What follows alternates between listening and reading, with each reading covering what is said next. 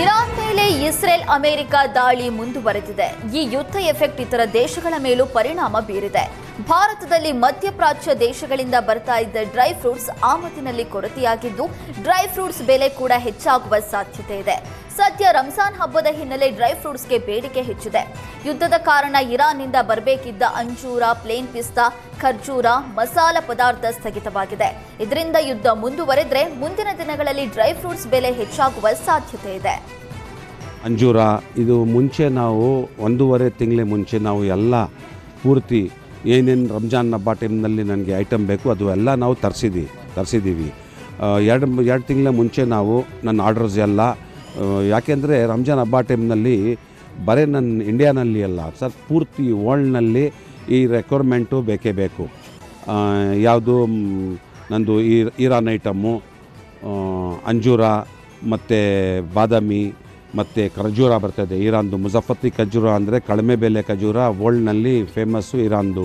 ಅದು ಬಿಟ್ಟಂದರೆ ಹನಿ ಬರ್ತದೆ, ಕುಂಕುಮ, ಜಾಫ್ರಾನ್ ಬರ್ತದೆ. ಜಾಫ್ರಾನ್ ಇದು ಎಲ್ಲ ನನ್ನ ಪರ್ಚೇಸ್ ಆಗಿದೆ. ಇನ್ನೂ ನನ್ನ ಹತ್ರ ಎಲ್ಲ ಆಲ್ಮೋಸ್ಟ್ ಪೂರ್ತಿ ನನ್ನ ಕರ್ನಾಟಕನಲ್ಲಿ ಒಂದು 25 ದಿವಸ 1 ತಿಂಗಳದು ಸ್ಟಾಕ್ ಐತೆ ನನ್ನ ಹತ್ರ. ಬೈ ಚಾನ್ಸ್ ಇದು ಖಾಲಿ ಆಯ್ತಂದರೆ ತಿರ್ಗಾ ನನಗೆ ಗೊತ್ತಿಲ್ಲ, wait and watch wait and watch.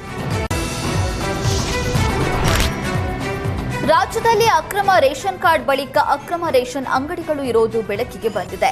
Renewal ಮಾಡೋದಕ್ಕೆ ಅರ್ಹತೆ ಇಲ್ಲದೇ ಇದ್ರೂ ಅಧಿಕಾರಿಗಳು ಲಂಚ ಪಡೆದು ಪಡಿತರ ಅಂಗಡಿಗಳಿಗೆ ಅನುಮತಿ ನೀಡಿರುವ ಆರೋಪ ಕೇಳಿಬಂದಿದೆ.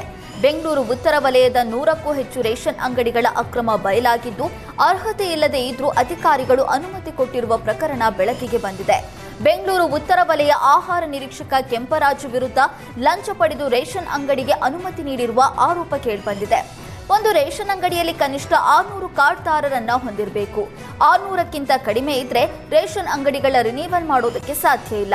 ಆದರೆ ಇತ್ತೀಚೆಗೆ 200-300 ಕಾರ್ಡ್ ಹೊಂದಿರುವ ರೇಷನ್ ಅಂಗಡಿಗಳಿಗೆ ರಿನಿವಲ್ ಅನುಮತಿ ಕೊಡಲಾಗಿದೆ ಅನ್ನುವ ಆರೋಪ ಕೇಳಿಬಂದಿದೆ.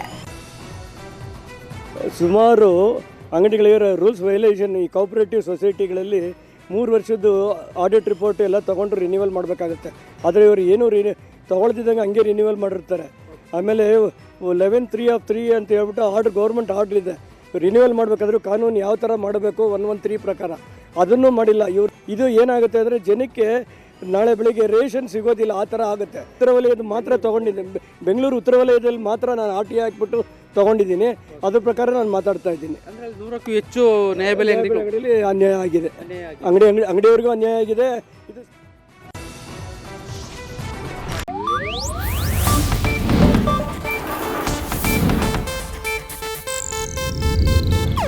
ಇದು ಏಷ್ಯಾನೆಟ್ ನ್ಯೂಸ್ ನೆಟ್ವರ್ಕ್ ಪ್ರಸ್ತುತಿ.